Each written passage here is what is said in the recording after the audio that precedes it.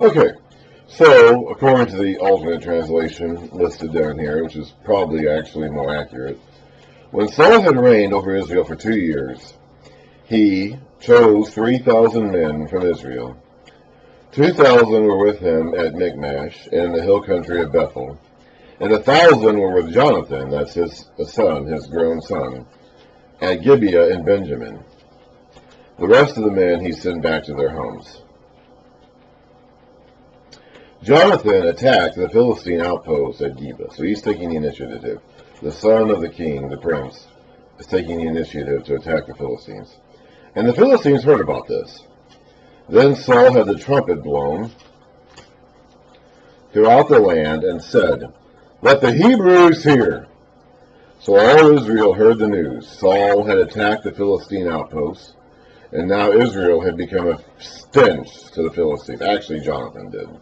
Saul did not, I don't know if Saul just did not do it on his own. Jonathan was taking the initiative out from his father. I don't know. At any rate, Jonathan is forcing the issue here by provoking the Philistines into fighting them, which in turn is going to cause the Israelites to rally around Saul to go fight the Philistines. And the people were summoned to join Saul at Gilgal. The Philistines assembled to fight Israel, with 3,000 chariots, 6,000 charioteers, and soldiers as numerous as the sand on the seashore.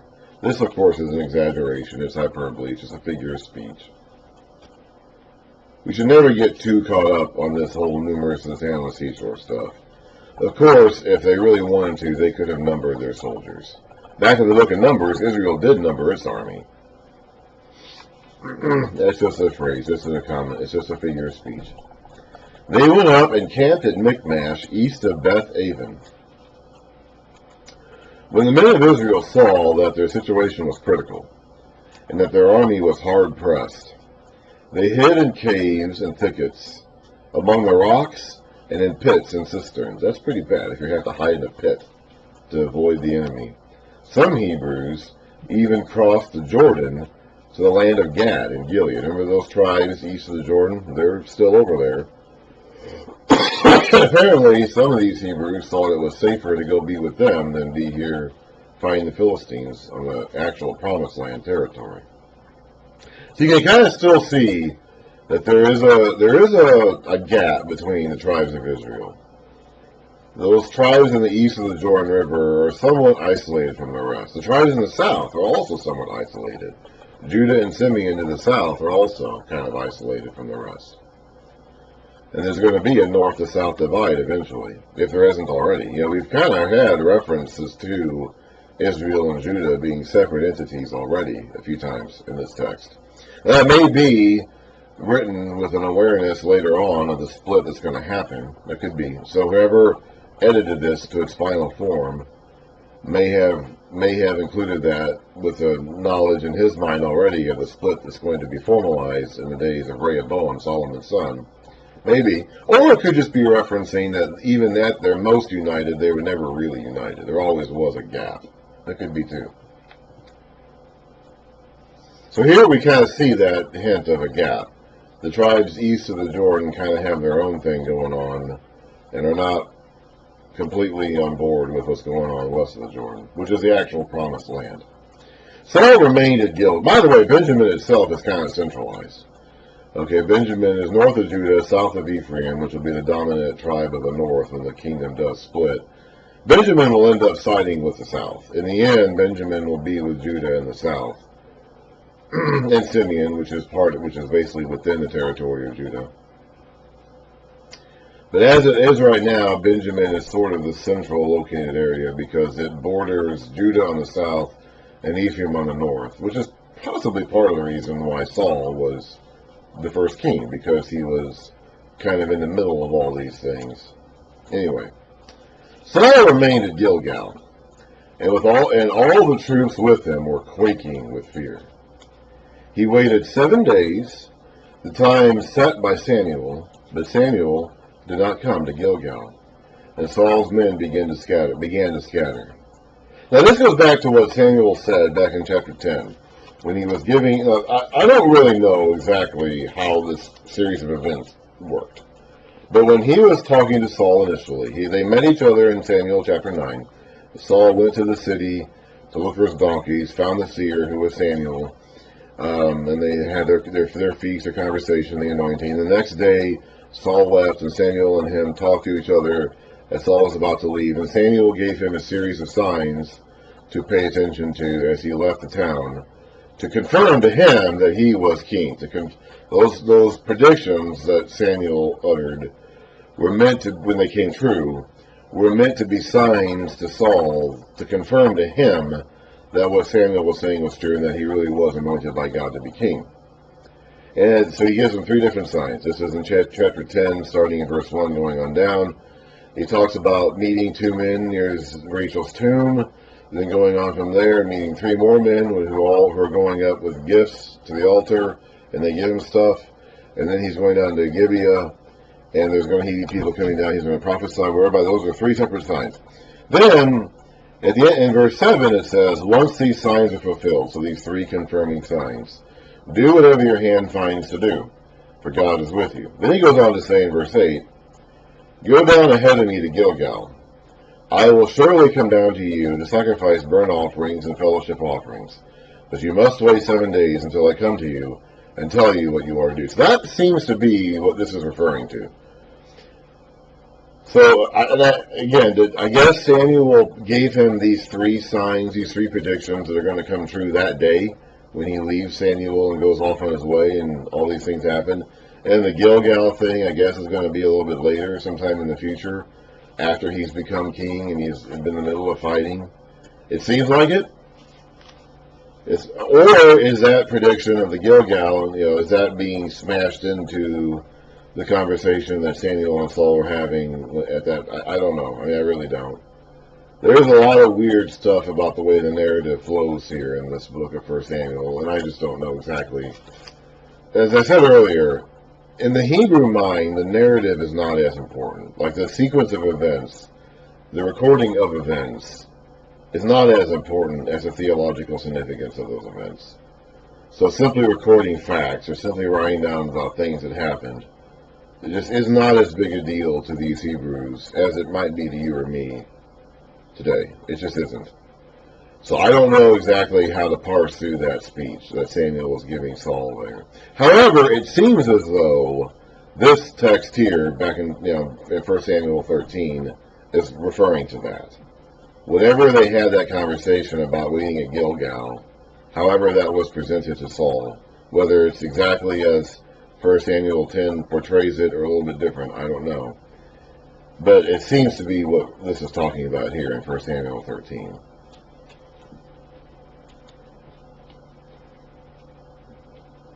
So he waited 7 days, Saul did, the time set by Samuel. But Samuel did not come to Gilgal, and Saul's men began to scatter. So his army is quaking in fear, and now they're deserting him. That's not good. So he said, bring me the burnt offering and the fellowship offerings. And Saul offered up the burnt offering. Just as he finished making the offering, Samuel arrived, and Saul went out to greet him. What have you done? Asked Samuel. Saul replied, when I saw that the men were scattering, and that you did not come at the set time, and that the Philistines were assembling at Michmash, I thought, now the Philistines will come down against me at Gilgal, and I have not sought the Lord's favor. So I felt compelled to offer the burnt offering. So he had to. He had to do it. He just could not wait out. He had 7 days to wait, and he couldn't make it all 7 days. He fell short sometime late on the 6th day. He came close, but he didn't go all the way. He was being tested. I don't think he knew he was being tested, honestly. He was being tested, but he didn't seem to know he was being tested. And so he fell just short of passing the test. He made it all the way through 6.5 plus of those 7 days, but he did not make it to the end of the 7th day.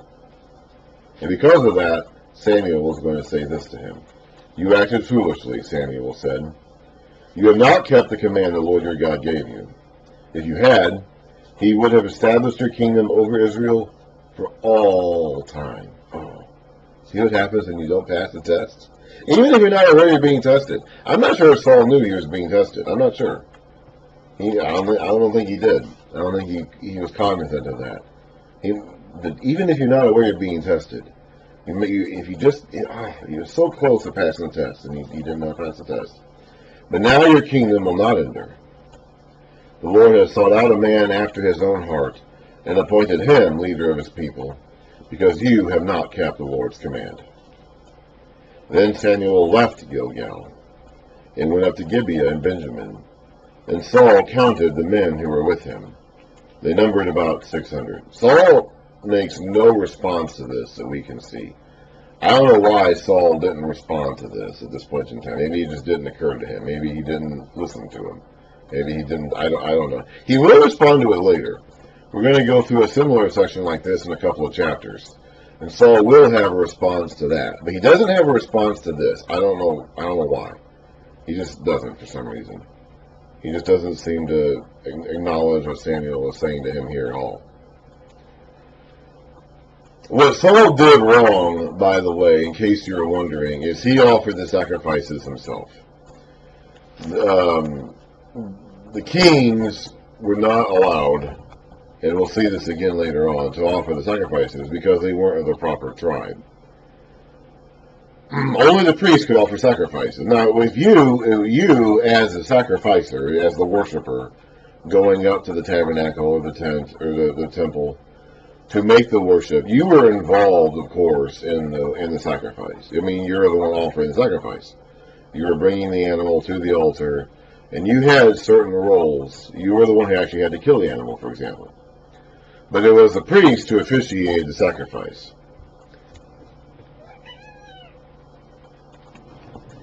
There's going to be a difference between some of these king accounts, because we're going to hear mentioned, like with David and Solomon, that they offered sacrifices and they're not rebuked for it. Here, Saul did offer a sacrifice and he was rebuked for it. The difference is that Saul himself offered and officiated the sacrifice. He did it himself. He not only provided the animal and did his part as the worshiper offering the sacrifice of laying his hand on the animal and cutting its throat. He did everything else too. He cut it up, he put it on the altar, he burned it up. That's what the priest was supposed to do. And only the priest, okay, this was a big deal. Only the priest could do that. All these other, when it came time to actually officiate the sacrifice, only the priest could do that. You, as the worshiper, brought your animal to the priest. You laid your hands on it, you cut its throat. You did all that, but then the priest did everything else. He sprinkled the blood, he cut the animal into parts, he put it on the altar, he burned it up, he sprinkled the blood out, he did all that. And you were not supposed to do that. And the king was not supposed to. Even if the king was the one offering the sacrifice, he was not supposed to do any of that. That was only the priest's job. Saul seems to be doing that here. He is taking the initiative to actually offer the sacrifice. He's not just providing the animal, like David and Solomon will do. Okay? He's not just stirring the people to repentance and to pray, to recommuning with God. He himself is doing all the steps of the sacrifice that only the priests are supposed to do. And that's the problem here. Now, Samuel himself was not a priest. Samuel was a Levite, but he was not of the lineage of the priest. However, it seems as though he had the authority to act as a priest at this time.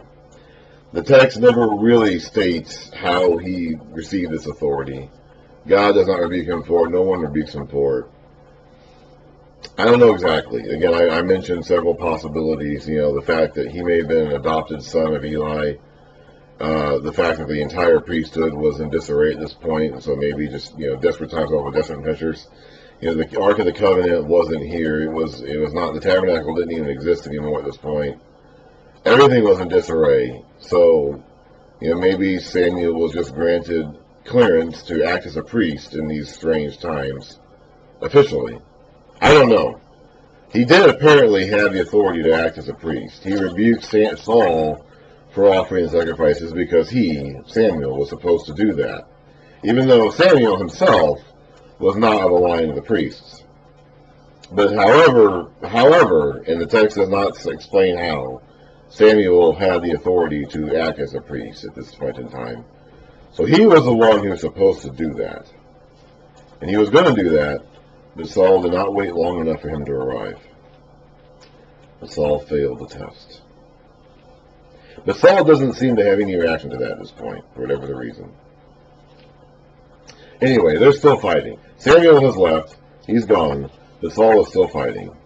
Saul and his son Jonathan, and the men with them, were staying in Gibeah, in Benjamin. Actually, probably not Gibeah.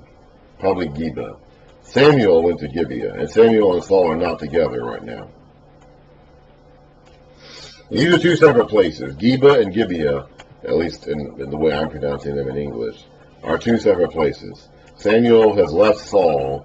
He left Gilgal and went to Gibeah, and it seems as though Saul and his son Jonathan are somewhere else now. This is some place called Geba or something.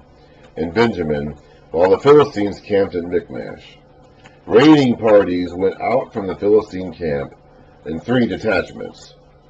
One turned toward Ophrah in the vicinity of Shual, another toward Beth Horon, and the third toward the borderland overlooking the valley of Zeboim facing the desert. Remember Zeboim? That goes way back to Genesis 12 or 14. The fall, or not quite 16. No, I'm a little bit too early there. Genesis 18 is when the cities of the plain. Zeboim was one of those. I don't know if this is the same Zeboim, but it could be. I don't know the geography that well. Zeboim, of course, was destroyed. There was Sodom and Gomorrah, Admah, and Zeboim. There was actually a 5th one too, Zoar. But Lot went there, and that one did not get destroyed. He left there eventually. He didn't stay there for long, but Zeboim was one of the 4 cities that were destroyed. I don't know if this is the same Zeboim. It may be. But that's a word we haven't seen since then. Anyway, not a blacksmith could be found in the land of Israel, because the Philistines had said, otherwise, the Hebrews will make swords or spears. So they had prevented the Hebrews from making any weapons. They have quite a bit of control over the territory now, don't they? If they can do that. So all Israel went down to the Philistines to have their plowshares, mattocks, axes, and sickles sharpened. The price was 2/3 of a shekel for sharpening plowshares and mattocks, and 1/3 of a shekel for sharpening forks and axes, and for repointing goads. So on the day of the battle, not a soldier with Saul and Jonathan had a sword or spear in his hand. Only Saul and his son Jonathan had them. So they are not a properly armed army. The Philistines have such control over this territory, they have disallowed the Hebrews from having any weapons of their own. They can't even make their own farming tools. They have to get those from the Philistines too. So they're in pretty bad shape here. They're split, they're scattered, they're separated, they've been abandoned by their priests, and they don't even have weapons. So they're in pretty bad shape. What's going to happen now, I wonder, huh?